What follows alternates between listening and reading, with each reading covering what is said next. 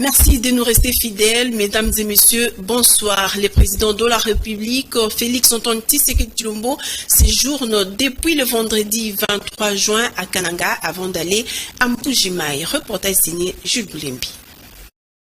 Félix Antoine Tshisekedi Tshilombo est arrivé ce vendredi 23 juin 2023 en fin d'après-midi à Kananga, chef-lieu du Kasaï central. Le chef de l'État est en visite d'itinérance des routines de 24 heures dans cette province, dont la dernière mission remonte à novembre 2022. Comme à l'accoutumée, la population a chaleureusement accueilli le Mfumu Waditunga à son entrée à l'aéroport national de Lungandu. Une marée humaine s'est mobilisée le long de l'artère principale de la ville de Kananga pour lui souhaiter la bienvenue. Le garant de la nation n'a pas tenu de meeting, mais il a lancé les travaux de lutte anti-érosive sur le site de la gare de la Société nationale de chemin de fer du Congo, SNCC, à l'entrée du quartier d'affaires devant des milliers de personnes. Financés à la hauteur de 100 millions de dollars, ces travaux d'urgence sur les sites de la SNCC, Monisco et au PK 706 s'inscrivent dans le cadre du projet d'urgence et résilience urbaine de Kananga. Selon les responsables provinciaux de l'Office de voirie et drainage OVD, les travaux consistent à la construction des gros collecteurs, la stabilisation des talus et la plantation de plantes anti-érosives. Présente à cette cérémonie, la vice-présidente de la Banque mondiale, Victoria Kwaka, dont l'institution a financé le PURUC, a affirmé que le partenariat Banque mondiale RDC est très important pour leur institution. Madame Kwakwa a affirmé que le financement du PURUC s'ajoute à plusieurs autres projets d'intérêt communautaire financés par le groupe de la Banque mondiale dans l'espace Grand Kasaï. Ces travaux d'urgence permettent de sauver la ville de Kananga et toute la province d'un éventuel enclavement total en cas de la coupure des routes nationales numéro 1 et de la voie ferrée qui mène vers le Grand Katanga. Avant de poursuivre sa mission à Mbujimayi, le président Tshisekedi attend visiter ce samedi 24 juin 2023 plusieurs chantiers lancés l'année dernière afin de se rendre personnellement compte de leur état d'avancement. Sommet pour un nouveau pacte financier mondial à Paris, Samalou Kondé plaide pour que le crédit carbone bénéficie aux populations congolaises. Une fois de plus, Jules Boulembi. Le Premier ministre Jean-Michel Samalou Kondé s'est confié à la presse à l'issue du sommet pour un nouveau pacte financier mondial tenu le 22 et 23 juin à Paris, capitale de la République française. Le chef du gouvernement s'est montré satisfait d'avoir porté haut la voix de la République démocratique du Congo à ses assises des grandes portées économiques et financières pour les différents pays du monde, les continents africains en particulier, y compris la République démocratique du Congo. Le premier des Warriors a donc représenté valablement le président de la République, Félix Antoine Tshisekedi Tshilombo, à ces grands rendez-vous de chefs d'État et de gouvernement du monde.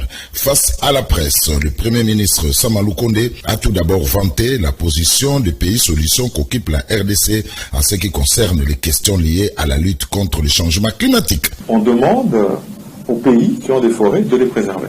Nous faisons partie de ces pays-là. Mais nous disons, oui, mais s'il faut protéger ces forêts, parce que nous l'avons fait, déjà de toutes les façons depuis tout ce temps. Et parce que nous avons des populations qui vivent de ces forêts, nous devons leur offrir une alternative. À deux niveaux donc.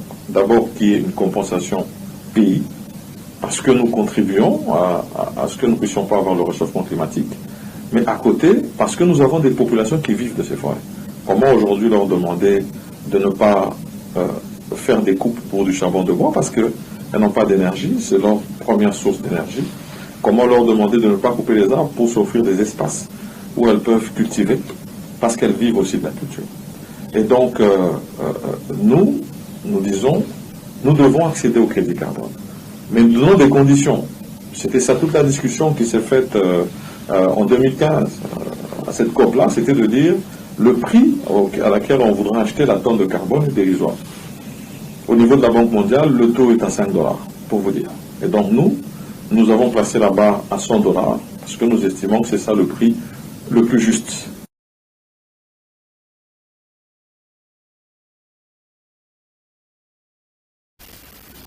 Le vice-premier ministre en charge de l'Intérieur, Peter Kazadi, a présidé la cérémonie de clôture de travaux préparatoires de la table ronde sur l'état de siège. Reportage. Les rideaux sont tombés ce vendredi 23 juin 2023 sur les travaux préparatoires de la table ronde sur l'état des sièges. Lancée par le Premier ministre Jean-Michel Sama Lukonde le lundi 19 juin, ces assises ont été clôturées par le vice-premier ministre, ministre de l'Intérieur, Sécurité et Affaires coutumières Peter Kazadi, représentant les chefs du gouvernement appelés à d'autres charges d'État. Ces travaux préparatoires ont été conduits sous la modération du directeur du cabinet du Premier ministre, le professeur Paul Gaspard Ngonankoy et Longia. Après l'identification des participants et l'éclairage de la problématique sous examen par le VPM des Affaires étrangères et francophonie Christophe Lutundula, les participants éclatés en deux groupes de travail ont réfléchi les uns sur les contenus, c'est-à-dire les termes de référence et les matières qui seront débattues durant la table ronde, et les autres sur l'organisation de celle-ci. Puis sont venus les échanges et les débats en plénière, l'adoption ainsi que la mise en commun du travail de ces deux groupes dans le rapport final lu devant le VPM de l'Intérieur par le directeur du cabinet adjoint du Premier ministre chargé des questions sociales et culturelles, Edith Ntambwe. Il s'est de rappeler que la table ronde qui fait l'objet de cette préparation a pour objectif de réfléchir sur les forces, les faiblesses et les autres contours de l'état de siège en vue d'éclairer et d'orienter la décision du président de la République sur son maintien, sa réqualification ou sa levée pure et simple. Dans son mot de clôture, précédé par la lecture du rapport final des travaux préparatoires, le vice-premier ministre, ministre de l'Intérieur, Peter Kazadi, a, au nom du chef du gouvernement, félicité le comité préparatoire pour le travail abattu, car ce travail, a-t-il dit, servira de base à la convocation proprement dite de la table ronde sur l'état des sièges dans les provinces de l'Ituri et du Nord Kivu. On prit part à ces travaux préparatoires les délégués de l'Assemblée nationale, du Sénat, des ministres sectoriels, des gouvernements militaires et civils des deux provinces sous état de siège et leur assemblée provinciale, les acteurs politiques, ceux de la société civile, les opérateurs économiques et les délégués de la présidence de la République et de la primature. Restons toujours à la vice-primature de l'Intérieur pour vous dire que Peter Kazadi a transmis la liste de 910 partis politiques éligibles au processus électoral de 2023 au président de la Commission électorale nationale indépendante, Denis Kadima. Ces documents de 56 pages a été transmis à Kadima le vendredi 23 juin 2023. La CENI procède déjà ce dimanche à la convocation de l'électorat pour la population pour la députation nationale sur toute l'étendue du territoire national. Letia Louvezo pour le détail. Au total, 910 partis politiques ont été déclarés éligibles pour les prochaines élections générales en République démocratique du Congo. La transmission de cette liste de partis politiques autorisés à fonctionner au pays a été faite le vendredi 23 juin par le vice-premier ministre, ministre de l'Intérieur et Sécurité, Peter Kazadi Kankonde, au président de la Commission électorale nationale indépendante, Denis Kadima. Selon le courrier de 56 pages reprenant ces 910 partis politiques transmis à Kadima, Kazadi retient le parti politique tel que le Mouvement de libération du Congo, l'Union pour les valeurs tshisekédistes, Vent d'avenir, Vision Fachi rénovée, Union nationale des tshisekédistes, Autre vision du Congo, Bloc pour les actions lumumbistes, Boudou Diamayala, Bis au peuple, pour ne citer que cela. Les élections générales en RDC auront lieu le 20 décembre prochain. Déjà, la Commission électorale nationale indépendante, CENI, va procéder à la convocation de l'électorat ce dimanche 25 juin pour la députation nationale, dont les dépôts des candidatures au bureau de réception et traitement des candidatures interviendront entre le 26 juin et 15 juillet prochain. D'après la loi électorale en vigueur, chaque parti politique devra atteindre le seuil de recevabilité fixé à 60% des sièges pour aligner les candidats aux élections législatives nationales et provinciales. Le bureau de réception et traitement des candidatures ouvriront, sauf retournement des situations, ce lundi 26 juin sur l'ensemble du territoire national. Autre chose, Tony Mwaba a réussi le pari de remettre le diplôme d'État édition 2015 et annonce ainsi la disponibilité de l'édition 2021 et celle de 2022 déjà dans les entrepôts du fournisseur. Reportage. 8 ans après 4 ministres se sont succédés à la tête du ministère de l'enseignement primaire, secondaire et technique. Un problème a demeuré, le blocage par l'imprimeur des diplômes d'État édition 2015. Ce blocage a causé plusieurs préjudices aux finalistes de cette année, dont certains n'ont pas pu obtenir leur inscription pour poursuivre leur carrière promotionnelle ou professionnelle. Il a fallu l'implication personnelle du chef de l'État, Félix Antoine Tshisekedi Tshilombo, et la détermination du ministre de l'EPST, le professeur Tony Mwaba Kazadi, pour décanter cette situation. C'est ce qui justifie la cérémonie de remise symbolique des diplômes d'État édition 2015, c'est vendredi 23 juin 2023. Cadre choisi, la salle Irma, située dans la commune de Lubumbashi, ville qui porte le même nom. La tradition oblige. Peu avant cette cérémonie, le ministre de l'enseignement primaire, secondaire et technique, le professeur Tony Mwaba Kazadi, a été reçu par le gouverneur du Haut-Katanga, Jacques Kabula, pour présenter ses civilités. Et dans la salle Imra, première à prendre la parole, le directeur de la province éducationnelle du Haut-Katanga 1, Joseph Mounkeiou Tchende, a, au nom de la province, souhaité la bienvenue au gardien de la gratuité de l'enseignement primaire, le professeur Tony Mwaba, en qui il a reconnu les qualités d'un bon manager qui a su relever les défis dans le sous-secteur de l'enseignement primaire, secondaire et technique. Avant que la parole ne soit accordée au numéro 1 de PST, la salle a été chauffée par une scénette jouée par le groupe théâtral Nzembela qui est revenu sur les acquis de la gratuité et les majeures réalisations du ministre Tony Mwaba à la tête du ministère de l'EPST. Prenant la parole, le professeur Tony Mwaba s'est abstenu des discours élaborés. Il a improvisé son allocution sur place. Aujourd'hui, on devrait parler moins de la gratuité parce que celui qui ne respecte pas son sort est connu, mais on devrait beaucoup plus parler de la qualité de l'enseignement que nous devons relever. Pour finir son speech, le patron de l'EPST a rappelé, comme d'habitude, la mission lui est confiée par le président de la République lorsqu'il a été élevé au rang du ministre. Dans le cadre de la campagne Pas une école sans banc, le ministre Tony Mwaba Kazadi a encore à Lubumbashi remis 150 bancs avec pupitres métalliques fabriqués à titre expérimental avant de monter à l'échelle. Reportage signé Mario Mbongo. Le ministre de l'enseignement primaire, secondaire et technique, le professeur Tony Mwaba Kazadi, a procédé à la remise officielle des bancs à pupitre dans la province éducationnelle du Haut-Katanga ce vendredi 23 juin 2023. Une différence dans la ville de Lubumbashi depuis le jeudi 22 juin dernier, le numéro 1 du sous-secteur de l'éducation a tenu à faire bénéficier les élèves de la sous-division de Lubumbashi habitant la périphérie de la capitale de la campagne Pas une école sans banc. On ne peut pas comprendre que dans un pays, il y a du bois qu'on peut tirer de notre grande forêt, que les enfants étudient encore à même les sols au XXIe siècle. Pour remédier à cette antivaleur, nous avons été instruits par le président de la République, Félix Antoine Tshisekedi, à la suite d'un constat malheureux qui nous livre un spectacle décevant et voir au XXIe siècle les élèves étudier encore à même les sols. Je rappelle que c'est la poursuite de la campagne qui a été initiée et qui est menée par ma personne. C'est une campagne de sensibilisation pour lutter contre cette antivaleur qui affecte la qualité des enseignements et apprentissages. Il faut rappeler que le professeur Tony Mwaba va lancer les épreuves certificatives de l'Exeta 2023 ce lundi 26 juin à Mbujimayi, province du Kasaï oriental. Ils appellent cela samedi patriotique, voulais-je dire, le membre du parti Action connu pour la République, ACR, avec en tête leur autorité morale, honorable Eliezer Ntambwe, se sont réunis ce samedi 24 juin pour échanger sur les enjeux de l'heure. Mario Mbongo, reportage.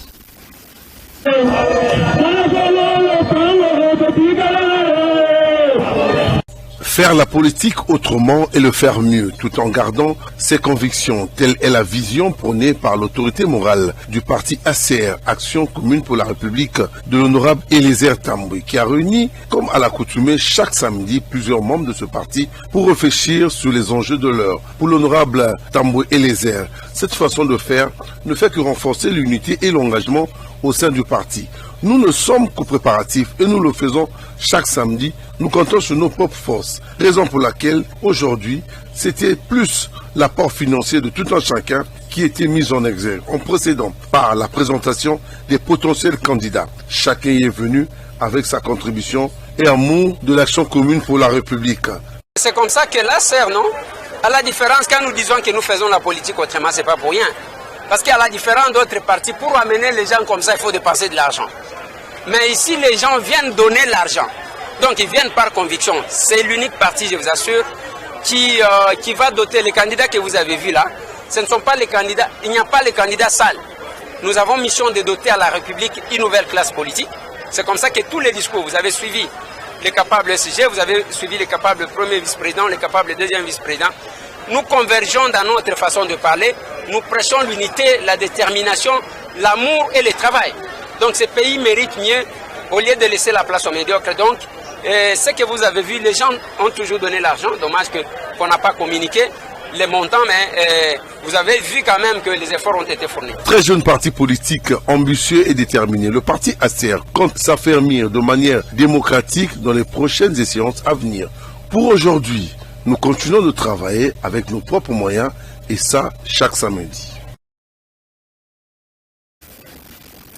La conscience nationale congolaise pour l'action et le travail, CONACAT, a tenu un point de presse ce samedi 24 juin 2023 à Kinshasa. En toile de fond, les élections ainsi que les différentes activités du parti, le CONACAT, c'était sous la coordination du secrétaire général du parti, Mario Mbongo. De prime abord, ils ont profité à travers ce point de presse de rendre public leur appartenance au sein du regroupement politique et électoral UDPS Kibasa et alliés. C'est ainsi que nous soutenons sans faille la candidature du président Félix Antoine Tshisekedi Tshilombo. Pendant ce point de presse, la situation sécuritaire a aussi été évoquée. Le CONACAT soutient les efforts des FRDC ainsi que de son commandant suprême, le président Félix Tshisekedi. Pour ce qui est du parti politique, le CONACAT, les membres de ce parti réitèrent leur détermination à être derrière les idéaux du parti, les idées du père fondateur, le feu honorable Jean-Claude Kazemé Moussanda, d'heureuse mémoire, ainsi que le leadership éclairé de ses autorités actuelles. La CONACAT, dans ses habitudes, réaffirme son vœu d'aligner les candidats à tous les niveaux. Notre appartenance au regroupement politique et électoral, UDPS Kibasa et alliés, se justifie par l'idéologie partagée par le parti frère du dit regroupement et par le désir le plus ardent de sauvegarder la souveraineté de la République démocratique du Congo, notre pays. C'est ainsi que notre regroupement, ayant déjà un candidat à la magistrature suprême, par la voie des conséquences, la CONACAT, en partie disciplinée et structurée, s'engage de soutenir sans faille la candidature du président de la République, son Excellence Félix Antoine Tshilombo Tshisekedi, et de lui offrir une majorité écrasante. Pour clôturer, un appel pathétique a ainsi été lancé à tous les détracteurs de la CONACAT que l'heure de la division était révolue, invitant les filles et fils de rester en union pour garantir l'implantation de ces idéaux. Suite à l'insécurité qui sévit à l'est de la RDC et à quelques jours des élections, la MONUSCO, à travers sa section genre et ONU Femmes, ont organisé un séminaire sur l'importance de la participation de la femme et leadership de celle-ci. Reportage Nancy Nyanda, Lucie Mbaya sur les images de Mikonjoli. Elles ont tenu à marquer le pas et à être du bon côté de l'histoire. La dynamique des femmes candidates ont tenu, à travers une rencontre, faire le rappel de la troupe par l'appel lancé à d'autres femmes pour venir intégrer le système, en postulant pour les élections de 2023, à presque tous les niveaux. Il faut savoir que la femme doit s'imposer en politique et aussi s'affirmer, a expliqué Madame Karine Kanko, l'une des femmes candidates à la députation nationale. Elle exhorte aussi la femme à jouer un rôle important dans la sphère politique politique dans cette plateforme. Nous avons besoin de toutes les femmes, mamans maraîchères, femmes au bureau, bref, toutes les catégories de femmes sont concernées. Nous sommes en train de nous préparer par rapport au dépôt des candidatures des femmes. Il faut que les femmes comprennent ce que sera constitué leur dossier, afin que leur dossier passe au niveau d'abord du parti, au niveau du regroupement et au niveau de la CENI. Puis il y avait une formation de femmes candidates, que les femmes soient debout, qu'ils n'aient pas de peur. On doit affronter les hommes. Parce qu'on est là, le président de la République a besoin de femmes, qui a besoin de femmes leaders. Nous sommes mis debout, qu'on doit parler. Nous devons faire face aux hommes aussi. Ne pas avoir peur. Toute femme congolaise qui a l'opportunité, qui a la potentialité, doit se mettre en ligne. Dans la politique, les femmes ont peur. Il faut y mettre. Je demande à toute femme congolaise de s'y mettre. À quelques mois des échéances, la coordonnatrice Karine Kankou lance l'appel à toutes les femmes candidates à adhérer à la plateforme. Car nous sommes là pour vous et nous devons aller de l'avant, a-t-elle martelé. Ici, nous portons même la voix de ces femmes qui sont dans les provinces, parce que Dieu n'a fait que dans les 26 provinces, les femmes qui sont dans les territoires, nous serons ambassadeurs partout où nous sommes. Vous pouvez y aller. Ce n'est pas que vous n'avez pas pu le faire vous-même, mais ça renforce encore votre engagement. La dynamique de femmes candidates a tenu un point de presse à Béatrice Hôtel le vendredi 23 juin dernier. Elle a fait appel à toutes les femmes de tendance politique confondues de plaider pour les listes paritaires hommes-femmes de candidats aux élections de 2023. Propos recueillis par Nancy Mianda. Oui, les femmes gagnent. Les femmes gagnent. Et ce qu'on aimerait même vous dire, quand on analyse, on fait une analyse sur les différents cycles électoraux, on est en train de voir une progression. On sent que l'électorat devient de plus en plus favorable au choix des femmes, quoique ça soit faible. En 2018, si nous étions, je prends le cycle, excusez-moi, 2023 c'est bientôt, 2011, 48 femmes. En 2018, nous étions à 10% à l'Assemblée nationale, je voulais dire, 50, mais aujourd'hui elles sont à 64, à peu près 12 ou 13% des femmes, avec tous ces mouvements qu'il y a eu à l'Assemblée nationale. C'est pour vous dire que les choses s'améliorent, mais timidement. Et nous pouvons espérer qu'en 2023, moi j'aimerais parler de la parité, une représentation paritaire, pour s'arrêter d'abord à l'Assemblée nationale. Quoique nous attirons l'attention des femmes à pouvoir compétir sur tous les scrutins.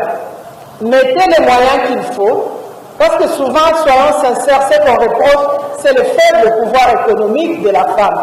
Vous savez que la loi sur le financement public des partis politiques chez nous n'est pas encore d'application. Donc, il faudrait à un moment donné, quand on s'engage, on ne va pas se voiler la face. Dans les élections, regardez aussi ce que l'on a personnellement. Et ça demande des moyens financiers énormes. Mais là aussi, nous demandons aux partis, ils peuvent bien s'organiser pour accompagner leurs candidats. On ne dit pas que les femmes seulement, candidats. Femmes comme hommes, avec des moyens financiers, on peut s'organiser et compter sur les femmes. Les femmes peuvent gagner. Rendons-nous en province pour vous dire que le gouverneur du Nord Kivu est à Béni pour une mission de travail. Dès son arrivée, le lieutenant-général Constant Ndima a réuni l'état-major des opérations Sokola 1 pour un point de situation sécuritaire dans la partie nord, dominée par l'activisme de terroristes de l'ADF. Reportage de la presse militaire. Suivez. En mission d'itinérance dans la partie nord de la province, le gouverneur militaire du Nord Kivu et commandant des opérations, le lieutenant-général Constant Ndima Kangba, séjourne à Béni depuis ce jeudi 22 juin 2023. Le chef de l'exécutif provincial du Nord Kivu est venu s'enquérir de la situation sécuritaire qui prévaut suite à la mobilité des terroristes de ADF ces derniers temps et le banditisme dans la ville, mais aussi s'imprégner de l'effectivité des travaux du désenclavement de la route Butembo-Mangurijipa. Nous venons dans notre rôle de tout le temps, l'inspection des troupes, et aussi les opérations. Vous savez que nous faisons face à la menace des ADF qui sont très mobiles ces derniers temps, que c'est une menace pour l'Ouganda et aussi pour la République démocratique du Congo. Vous avez certainement appris les incursions de ces derniers temps et ce qui a motivé le commandant des opérations conjointes UPDF FARDC de venir évaluer la situation avec le commandant secteur des opérations Soubola 1 Grand Nord. Nous venons aussi de nous enquérir de la situation et aussi l'insécurité dans la ville de Butembo. Nous avons appris aussi les vols à main armée accrus ici à Béni et tout ça fait un paquet de problèmes. Aussi dans mon itinérance, j'avais prévu le désenclavement de la route Butembo-Mangouré-Jipa où nous avons lancé un pont. Aussitôt arrivé, le lieutenant-général Constant Dima a présidé une réunion de sécurité avec l'état-major du secteur opérationnel Sokola 1, juste pour un point de situation par rapport à la situation sécuritaire dans le Grand Nord, dominé, vous le savez, par l'activisme des terroristes ADF et le banditisme dans la ville de Béni, situation brossée par le général-major Kassongo Maloba. Notons que son agenda prévoit plusieurs activités au cours de ce... En culture, Esther Issoudé, la gagnante du concours Miss Mambasa 2022, représentera la province de l'Ituri au concours national de beauté féminin nommé Miss Indépendante édition 2023. Reportage. Ce mardi 20 juin 2023, qu'Esther Issoudé s'est envolée pour Kinshasa, capitale de la RDC, où elle va représenter l'Ituri au concours national de Miss Indépendance 2023, une compétition de beauté qui a pour but d'ériger une nouvelle génération de femmes leaders congolaises. Publicité la fille la plus belle de Mombasa, cette jeune demoiselle rêve conquérir la couronne nationale et faire honneur de sa province, comme a fait sa sœur Karine Roussoké l'édition dernière. Je peux représenter ma province de l'Ituri. Et j'aimerais aussi remercier monsieur le gouverneur parce qu'il continue toujours à nous soutenir. Je ne savais pas si un jour, moi aussi, je peux aller à Kinshasa représenter ma province. Porter l'Ituri sur ses épaules, une lourde tâche que reconnaissent ses diplômés en commerce et de gestion. Raison pour laquelle elle sollicite soutien et accompagnement de ses frères et sœurs ituriens. Mes parents, mes sœurs, mes frères, mes autorités qui continuent toujours à me soutenir jusqu'à la fin, que je ramène la couronne là dans ma province de l'Ituri, comme ma sœur Karine ou ceux qui avaient fait la fois passée. Rappelons que le concours Miss Indépendance RDC veut insuffler les valeurs, principes, normes et comportements aux participantes afin de ressortir leur beauté intérieure. Voilà, ça n'est complètement fini cette édition. Si vous l'avez aimé, dites merci à toute l'équipe technique et rédactionnelle de Canal King Télévision. Restez branchés sur nos programmes. Quant à moi, je vous retrouve la semaine prochaine. Bon week-end chez vous. Au revoir.